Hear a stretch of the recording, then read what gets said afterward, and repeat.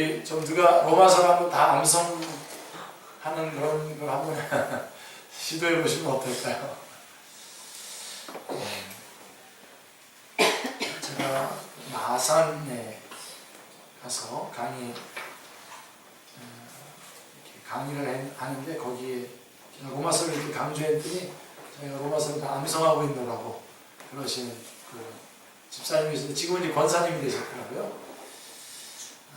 그래서 제가 로마서 강의한 거를 쭉 다 보내준 적도 있고 그런데 안 되면 아니면 로마서 100도 어때요? 괜찮지 않을까요? 이런 아마 이 기준, 이 로마서를 가지고 다 기준을 다 잡아놓게 되면 신앙에 있어서 참 자신 있게 선포하면서 신앙생활을 할 수 있을 텐데요. 한번 조용히 한번 시도해 보시기 바랍니다. 자, 로마서 1장 첫 시간인데요. 1장 1절, 2절 이 두 구절을 가지고 저희가 아마 한 3시간 정도 오늘 다음 주, 그 다음 주까지 이렇게 아마 계속 이어서 같이 공부하게 될 것입니다. 먼저 1절 말씀을 다시 한번 우리 같이 한번 읽어보겠습니다. 예수 그리스도의 종 바울은 사도로 부르심을 받아 하나님의 복음을 위하여 택정함을 입었으니, 이게 1절 말씀입니다. 바울의 소명과 사명이 잘 나와 있죠. 로마서는 바울의 3차 전도 여행 중에 고린도에 석 달을 머무는 동안 기록되었으리라고 보고 있습니다. 고린도에 석 달 동안 머물러 있는 동안에 썼을 것이다 라고 우리가 여기고 있습니다. 사도 바울의 마음은 1장 10절의 말씀처럼 어떻게 하든지 이제 하나님의 뜻 안에서 너희에게 나아갈 좋은 길 얻기를 구하노라 라고 하는 말씀대로 고린도에서 바로 로마로 직행하고 싶었을 것입니다. 가깝잖아요, 그죠? 그러나 사도 바울은 구제 헌금을 전달하기 위해서 반대 방향인 예루살렘으로 가야만 했습니다.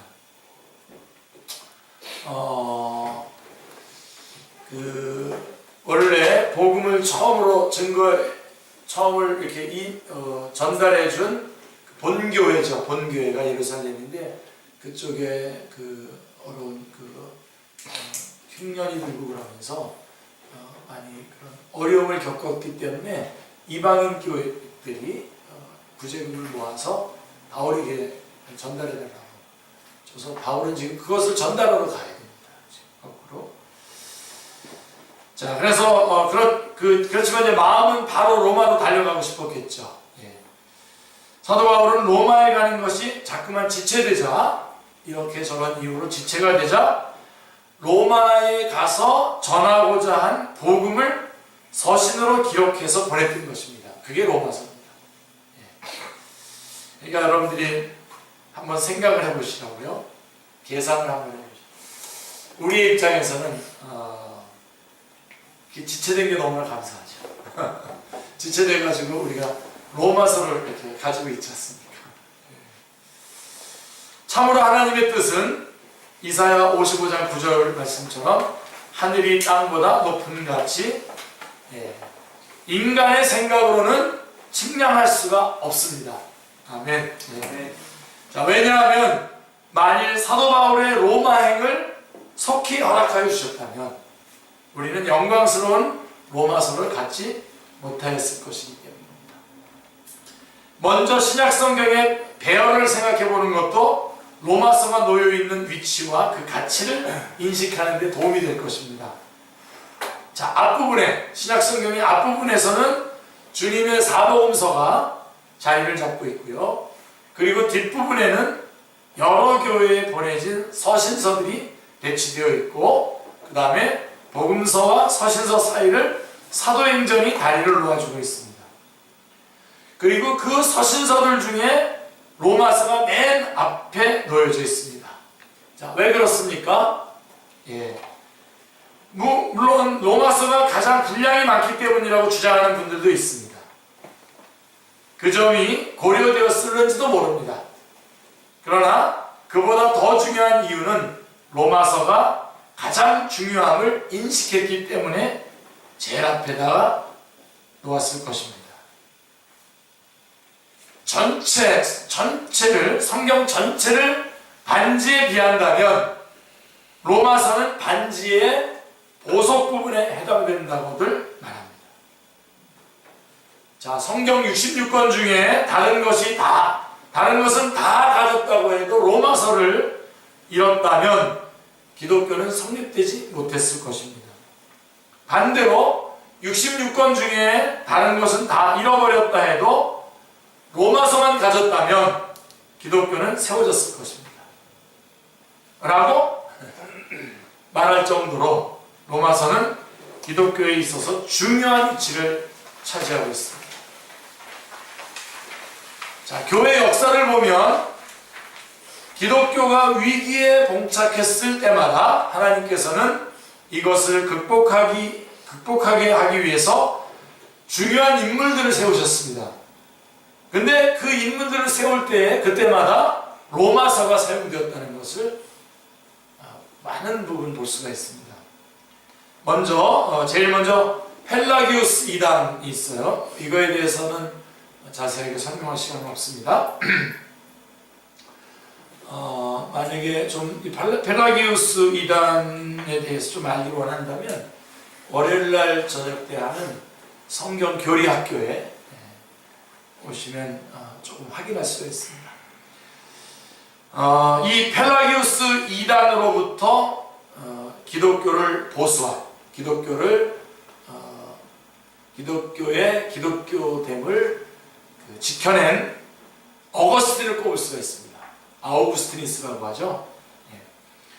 그가 영적인 문제로 고민하고 있을 때에 톨렐레게라고 하는 들고 읽어라 라고 하는 톨렐레게라고 하는 신적인 음성을 듣고 성경을 펴서 읽은 곳이 어디냐면 로마서 13장입니다. 12절로 14절인데요. 밤이 깊고 낮이 가까웠으니 그러므로 우리가 어둠의 일을 벗고 빛의 갑옷을 입자.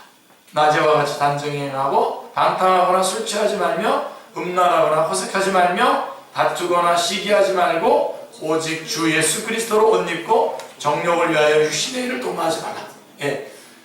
정말 이거를 그 톨렐레게라고 하는 그 말을 듣고서는 성경을 쫙 펴서 읽은 부분이 로마서 13장 12절로 14절의 말씀입니다. 뭐라고 고백하고 있냐면 어거스틴은 읽는 순간에, 이 말씀을 읽는 순간에 빛이 물밀듯이 내 마음에 밀려 들어왔다고 고백하고 있습니다. 유명한 말씀입니다. 그리고 종교개혁자 마르틴 루터를 회심케 할 때도 로마서가 사용되었습니다. 죽은 후에 연옥에서 고통을 덜 받게 된다고 해서 그는 무릎으로 빌라도의 층계를 계단을 오르고 있었습니다. 아주 지극히 율법적이고 그런 거였죠. 성령님께서는 그에게 로마서 1장 17절의 말씀을 조명해 주셨습니다. 그 말씀의 아주 분명한 뜻을 그때에 밝혀주셨습니다. 의인은 믿음으로 말미암아 사니라 라고 하는 말씀이 그에게 조명되자 루터는 벌떡 일어났습니다. 그래서 종교개혁을 수행하기 위하여 하나님께서는 루터를 일으켜 세우셨고 로마서는 의의 병기로 사용이 되었던 것입니다. 이런 역사가 우리들 안에도 지금 오늘 이 오후에 저희들이 같이 성경 공부하는 가운데 로마서로 인해서 여러분 안에 놀라운 변화가 일어나기를 바랍니다. 웨슬리, 요한 웨슬레를 회심시킬 때에도 로마서를 사용했습니다. 그는 오래전부터 사역하고 있었으며 촉망되는 목회자이기도 했습니다. 그러나 그에게는 하나님이 주시는 평강이 없었습니다. 그가 알더스 게이트에 있는 한 집회 장소로 인도되었을 때 어떤 사람이 루터의 로마서 주석 서문을 읽고 있었습니다. 그때의 경험을 웨슬레는 이렇게 말하고 있습니다. 그 위대한 진리를 들을 때에 내 마음이 이상스럽게 뜨거워졌다. 바로 이때가 1738년 5월 24일이었습니다. 그 외에도 칼빈, 존 버년에는 뭐죠? 존 버년이? 네? 철로였죠? 네. 존 칼빈은 뭐 두말할 필요도 없고요. 이런 존 칼빈이라든가 존 버년 등 이 헤아릴 수 없는 주님의 종들을 불러 세우시는데 성령님께서는 로마서를 사용하셨습니다. 로마서를 기록한 사도 바울 자신도 하나님에 의해서 특별히 준비된 사람이었습니다. 그는 헬라 문화의 3대 중심지의 하나인 다소에서 태어나서 헬라 철학을 섭렵하였습니다. 하나님께서는 그를 가말리엘 문화에서 율법을 수학하게 하셨습니다. 그는 바리새인 중에 바리새인이요 율법에 의로는 흠이 없는 자로 자부하고 있었습니다. 그리하여 교회를 잔멸하는 데 선봉을 섰던 자입니다. 그런 박해자에게 하나님께서는 해보다 더 밝은 빛을 비추사 죄를 깨닫게 하시고 그러나 의인은 믿음으로 그 믿음으로 말미암아 살리라. 하박국 2장 4절의 말씀. 그것이 이제 로마서 1장 17절에서 인용을 했죠. 예. 그러나 의인은 그 믿음으로 말미암아 살리라라고 하시는 말씀을 통해서 복음에 미친 사도가 되게 하셨던 것입니다. 하나님께서는 옛적에 이와 비슷하게 모세를 준비시켰음을 볼 수 있습니다. 그를 바로의 궁에 보내어 애굽의 문물을 숙달하게 하신 후에 시내 광야로 보내셔서 훈련을 시키셨던 것입니다.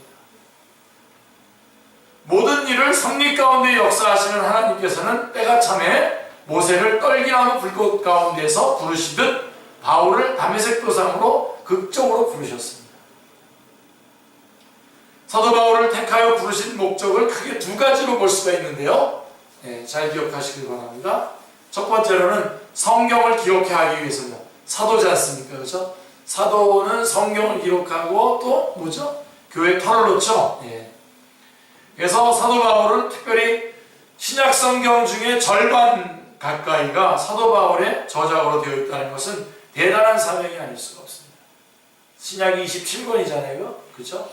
13권이 확실하게 사도 바울의 서신이고 만약에 히브리서가 사도 바울의 서신이라고 한다면 14권까지 거의 반 이상이 을 사도 바울이 쓰는 거죠. 대단한 거죠. 이거는 어마어마한 일입니다.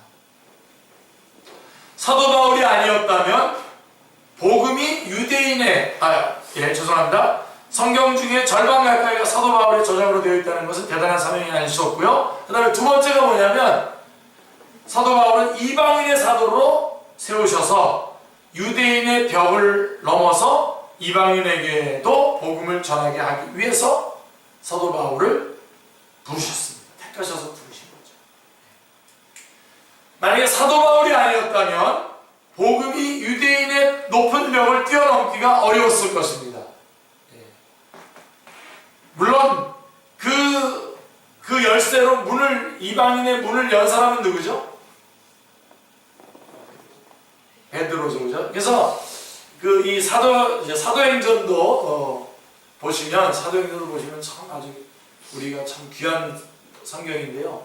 앞부분에 보면은 이방인에게 복음을 전한 세계 복음을 이방인들에게 복음을 전하기 위한 법적인 근거를 만들어요. 그게 이제 베드로를 통해서 쭉 만들어 놓고 그 다음에 뒷부분은 뭐냐면 바로 그렇게 이방 선교를 한 인물을 준비시켰다가 탁 내놔요. 그게 누구냐면 바울입니다. 그래서 여러분 이 베드로에게 천국 열쇠를 줬다고 그러는 거 기억나시죠? 그래서 베드로가 처음으로 예루살렘에서 사역하죠. 그 다음에 그 유대 지방까지 사역을 하고 그 다음에 사마리아 지방에서 사역이 일어나죠. 누가 가서 이거 확인하죠? 베드로하고 요한이 가서 확인하잖아요. 그죠? 그리고선 이 사마리아 지방을 지나서 이제 유대 지방으로 넘어갈 때에 고넬료 기억나시죠? 고넬료의 집에 가서 이방인 백부장네 집에 가서 베드로가 고집부리죠? 이거 먹으라 그랬는데 하나님께서 먹으라 그랬는데 안 먹고 그래서 고집부리지만 결국은 말씀대로 가서 고넬료의 집에 가서 말씀을 전할 때에 방언의 역사도 일어났죠. 그죠? 하나님 말씀이 소통됐단 말이에요. 그래서 이렇게 문을 열어서 이제 그 법적인 이방인들에게도 얼마든지 복음을 전할 수 있음을 확인을 하고, 그래서 사도행전 15장에 가면 이 예루살렘 회의가 모여요.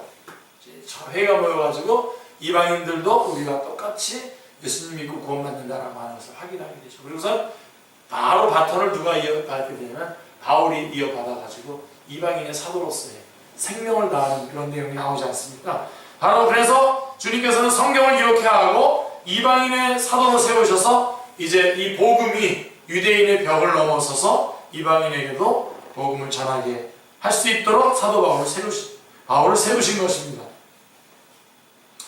주님의 최후 분부는 땅끝까지 이르러 내 증인이 되라 하셨으나 성령님의 강림 이후에도 그들은 예루살렘을 떠나지 않고 있었습니다. 이것을 흩으시기 위해서 스데반의 환란이 주어졌으나 사도행전 11장에 보면 그때에 스데반의 일로 일어난 환란으로 말미암아 흩어진 자들이 베니게와 구브로와 안디옥까지 이르러 유대인에게만 말씀을 전하는 데라고 말씀하고 있습니다. 유대인들에게만 말씀을 전하는 거예요. 흩어졌지만 유대인들에게만 말씀을 전했던 거죠. 그때까지만 하더라도. 그 심각성이 어디에 나옵니까? 우리가 갈라디아서도 지금 계속 짬짬이 지금 보고 있지 않습니까? 갈라디아서 2장에서 볼 수가 있는데 베드로가 안디옥에서 이방인들과 함께 먹다가 예루살렘 교회로부터 어떤 이들이 온다는 말을 듣고 그가 할례자들을 두려워 떠나 물러가매 바나바도 저희와 저희의 외식에 유혹되었다라고 하지 않습니까? 그 사건, 이때에 바울이 베드로를 대면하여 책망했다고 기록되어 있습니다. 만일 바울을 불러 세우심이 없으셨다면 기독교는 큰 위기에 봉착했을 것이 분명합니다. 그리고 유대교의 한 파로 그냥 전락했을 가능성이 많습니다. 주님께서는 이것을 미리 아시고 유대인이면서도 나면서부터 로마 시민권을 가진 사도 바울을 준비시키셨던 것입니다. 사도 바울은 부활하신 주님을 만나본 자요 해보다도 더 밝은 그리스도의 영광의 복음의 광채에 비춤을 받은 사람입니다. 그렇죠? 천국에도 갔다 온 그런 근거가 있지 않습니까? 물론 안 그런 내용들을 밝히지 않았습니다만은, 그리고 위대한 로마서를 기록해 하기 위해서는 이런 사도 바울이 적격자였으면 물론입니다. 로마서는 1장 7절에 보면 로마에서 하나님의 사랑하심을 받고 성도로 부르심을 받은 모든 자에게 주어졌던 것입니다. 로마서는. 그래서 로마서뿐만 아니라 신약의 서신서들은 불신자들에게 주어진 것이 아니라, 굉장히 중요해요. 이 서신서들을 보면 우리는 안 믿는 사람들에게 이렇게 뭔가 썼을 거라고 생각하지만 절대로 그렇지 않습니다. 믿는 사람들을 견고하게 하기 위해서 그 신앙을 성숙한 채로 성숙하게 견고하게 세워주기 위해서 서신서들이 쓰여졌다는 것을 여러분들 기억하시기 바랍니다. 그렇다면 믿는 성도들에게 주어졌는데, 그렇다면 이런 의문이 제기됩니다. 복음은 불신자들에게 필요한 것이지 믿는 성도들에게 주어질 필요가 어디 있는가? 그렇습니다. 복음은 저 바깥에 있는 불신자들에게 필요합니다. 그러나 더욱 교회 안에 있는 자들에게 필요한 것입니다. 오늘날도 지금도, 예를 들면 우리 축제교회만 보더라도 지금 이 오후 시간에 여러분들 제가 이렇게 쭉 보면 다 예수님이 자기 구주이신 분들입니다. 거의 분명합니다. 혹시 아니신 분 계십니까? 다 예수님이 자기 구주시고 다 구원받았죠. 그럼에도 불구하고 이 복음이 여러분에게 꼭 필요한 이유는, 그래서 여러분들이 지금 이 시간에 예수 믿고 구원받으라고 하는 것이 아니라, 그거는 바깥에 있는 사람들이 필요하죠. 너무나 필요하죠. 그러나 더 중요한 것은 이 복음이 또다시 여러분 안에 증거됨으로써 우리의 신앙이 견고한 자리에 쓸 수가 있는 겁니다. 놓치지 마십시오. 제가 지난 수요일 날에는 요한계시록 강의하면서 특별히 7장을 강의하면서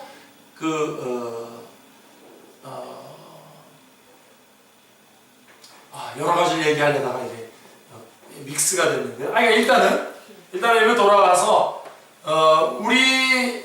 우리에게 복음이 전해짐으로써 우리가 더 이미 예수님을 구주로 영접한 사람들이 더 견고해질 수 있는 거고, 지난 수요일날 그 말씀도 결국은 우리의 성화, 우리의 거룩도 뭐에서 결정난다고 했습니까? 칭의에서 결정난다고 말씀드렸죠. 그렇죠? 그래서 다시 그리스도께서 도저히 불가능한 우리를 가능하도록, 이 구속의 자리로 가능하도록 해주신 그 하나님의 우리를 구원하신 그 것을 생각하면 우리가 거룩한 자리에 안 설 수가 없는 거죠. 그래서 성화도 그 동기가 어디에 있냐면 칭의에 있다는 것입니다. 성화 자체의 어떤 그런 우리가 뭔가를 계속해서 성화해서 우리가 어떤 성화의 고리를 통과해야 된다고 한다면 아마 우리는 아무도 못 통과할 것입니다.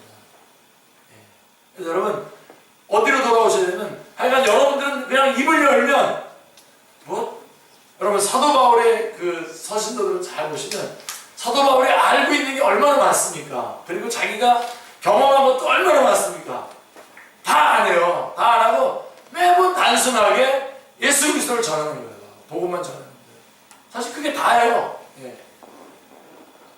분명히 예수님께서 하셨던 그 예루살렘 교회를 통해서 전승되어 내려와가지고 이방인 교회들에게도 예수님이 행하신 기적이라든가 산상수훈이라든가 이런 얘기들이 왜 전달이 안 됐겠습니까? 전달이 많이 됐음에도 불구하고 사도 바울의 서신을 딱 펴보면 그런 내용도 하나도 없어요. 예수님이 십자가에 달려 돌아가셨고 우리를 위해서 부활하셨다라고 하는 얘기만 해요. 잘못 평가하는 사람들은 그래서 이걸 갖다 예수 그리스도의 종교와 바울의 종교를 구분해가지고 막 이렇게 학위도 받고 막 그러시는 모양이더라고요. 진짜 무식한 박사학입니다. 그런 학위도. 그런 얘기들을 안 중요한 것이 아니지만 그때는 그게 예수 그리스도께서 그 예언의 성취대로 오신 분이라고 하는 그런 것들을 드러내기 위한 그런 사건과 예수님의 말씀들이었었죠. 결국은 예수님이 오셔서 우리가 결국은 붙잡아야 될 부분이 뭐냐면 예수 그리스도께서 우리를 위하여 예언대로 이 땅에 오셨고 십자가에 달려 돌아가셨고 부활하셨고 오실 것이다 라고 하는 거죠. 그 얘기를 하는 거예요. 그러니까 지금 그래서 우리는 이 서신서들을 볼 때에 안 믿는 사람들에게 전달된 거가 아니겠는가 이렇게 얘기하는데 아닙니다. 여러분 우리가 교회에서 부흥회를 하더라도요, 혹은 전도 집회를 하더라도 사람들을 이렇게 안 믿는 사람들 데리고 오지만요, 사실은 저는 전도 집회를 해도 그거 별로 기대하지 않습니다. 새로운 사람을 다시 데리고 오는 거 별로 기대하지 않아요. 데리고 오면 좋고요. 제가 아주 꽤 오래전에 대학교에 가서 제가 다니는 단체에 대학교에 가서 전도 집회를 많이 했어요. 근데 몇 사람 못 데리고 오잖아요. 그러면 전도 집회가 이게 실패한 거냐? 아니에요. 복음을 다시 전하잖아요. 이미 믿던 사람들이 다시 주님 앞으로 다시 살아나는 겁니다.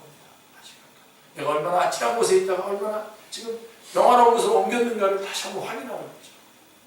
그리고 제가 중학교 때 그때부터 예수 믿고 한 단체에 나갔는데 거기에서는 매주 목요일마다 기도회를 했는데 매주 복음을 전했어요. 매주 사람들이 빠글빠글했어요.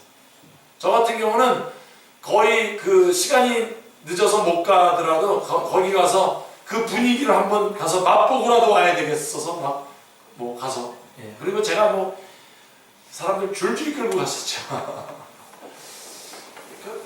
복음 얘기하는 거예요. 그러니까 앞 시간에는 지난주에 여기 왔다가 예수님 믿고 구원받았다는 하는 사람들 간증들을 쭉 들어요. 그리고서는 반은 그렇게 듣고 반은 또 복음을 또 전해요. 물론 스피커들은 잠깐 바뀌어서 올라오지만 똑같이 복음을 전했고, 저는 그 복음을 들을 때마다 다시 주님을 주님께 감사했고 다시 주님을 위해서 살겠다고 불끈 결단을 하고 그랬던 기억이 납니다. 오늘 이 로마서 여전히 여러분들에게 그러한 신앙의 견고한 자리로 우리를 이끌어가는 그러한 말씀이 될 것입니다. 그래서 교회 바깥에 있는 불신자들에게 복음이 필요하지만 그러나 더욱더 교회 안에 있는 자들에게도 필요합니다. 그리고 우리 교회는 좀 예외입니다만은 교회 안에도 아직 예수 믿지 않는 사람들이 많아요. 전해야 됩니다. 그래서 교회 내에도 아직 복음으로 태어나지 못한 신령들이 많이 있기 때문입니다. 또한 태어나긴 했으나 어린아이의 단계에 머물러 있는 사람들도 있습니다. 그들은 기독교의 풍요로움을 모릅니다. 마귀의 괴계를 대적할 만한 영적 무장이 되어 있지 않습니다. 그래서 늘 가엾고 가련한 사람처럼 보입니다. 사도 바울은 로마서 1장 11절에서 내가 너희 보기를 간절히 원하는 것은 어떤 신령한 은사를 너희에게 나누어 주어 너희를 어떻게 하려고요? 견고케 하려 합니다. 라고 했습니다. 그래서 서신서 전체의 기록 목적은 신앙인들, 그리스도인들을 견고케 하기 위한 것입니다. 그리고 로마서는 당연히 그렇고요. 성령님의 감동하심으로 말씀하고 있는 그의 판단은 옳았습니다. 보세요. 로마서를 보내고 난 후에 얼마 못 돼서 로마에는 네로의 박해가 있었습니다. 로마에 있는 성도들은 원형 경기장에 끌려 나와서 굶주린 사자의 밥이 되기도 하고 나무에 달려서 화형을 당했습니다. 그러나 그들은 구차히 면하거나 피하려고 하지 않았습니다. 그들 가운데는 로마서를 통하여 확신을 얻게 되었고 견고한 성도들이 많이 있었을 것입니다. 8장 35절에 보면 8장 35절 37절 말씀에 보면 제가 너무나 좋아하는 규절입니다. 여러분들 로마서를 한 100독 하시고요. 제일 먼저 8장부터 암송하시기 시작하면 좋습니다. 한번 시도해 보시고 제가 그렇게 하시는 분 있으면 제가 하나님 앞에 기도드려서 어마어마한 선물을 주도록 제가 말씀을 드릴게요. 제가 줄 수 있는 능력은 없고 보세요. 35절 37절에 보면 누가 우리를 그리스도의 사랑에서 끊으리요 환난이나 권고나 핍박이나 기근이나 적신이나 위험이나 칼이라. 그 다음에 37절에 보면 그러나 이 모든 일에 우리를 사랑하시는 이로 말미암아 우리가 넉넉히 이기느니라. 이러한 로마서를 알고 있었고 읽었고 그들은 박해를 당했고 거기에서 흔들리지 않고 그들은 주님을 영광 돌리면서 순교할 수 있었던 것입니다. 말세에 고통하는 때를 살아가는 우리 모두가 견고해지고 그래서 디모데후서 3장 1절로 5절에 보면 말세에 고통하는 때가 있는데 이때는 이들은 사람들을 사랑하고 돈을 사랑하고 쾌락을 사랑한다고 했습니다. 그게 말세의 그 모습인데 이러한 말세를 살아가는 우리 모두가 견고해지고 믿음 안에서 승리의 삶을 살기 위하여 이 로마서를 열심히 공부하시기를 기도합니다.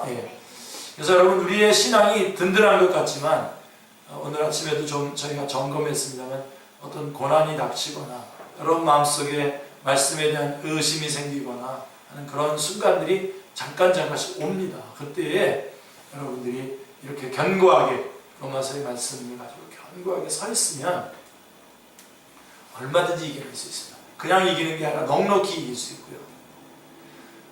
거기 보면 환난이나 현재이나 장래이나 높음이나 깊음이나 다른 아무 피조물에도 우리를 그리스도의 사랑에서 끊을 수 없다 그러는데 모든 세계 현재이나 장래이나 시간적으로죠. 높음이나 깊음이나 공간적으로 그 다음에 권력자들 정치적으로나 그 다음에 천사들이나 영계나 시간계나 하여간 어느 것도 우리를 그리스도의 사랑에서 끊을 수 없다고 말씀하셨습니다. 그게 로마서를 기억하는 목적이고 우리는 그 안에서 그래서 우리가 열심히 로마서의 말씀을 공부하고 승리하시기 바랍니다. 우리 찬반의 형제가 돌아올 때쯤 되면 8장 정도 하지 않을까, 8장 내지 9장 정도 하고 있지 않을까 그런 생각이 듭니다. 자, 하나님께서 로마서를 통해서 알지 못하는 크고 비밀한 일을 보여주실 계획을 갖고 계심을 여러분들이 믿으시기 바랍니다. 그래서 거기 다음번에 종과 사도에 대해서 그 다음번에는 복음에 미친 사람 해가지고 1절 2절 말씀을 계속해서 살펴보도록 하겠습니다. 우리 시간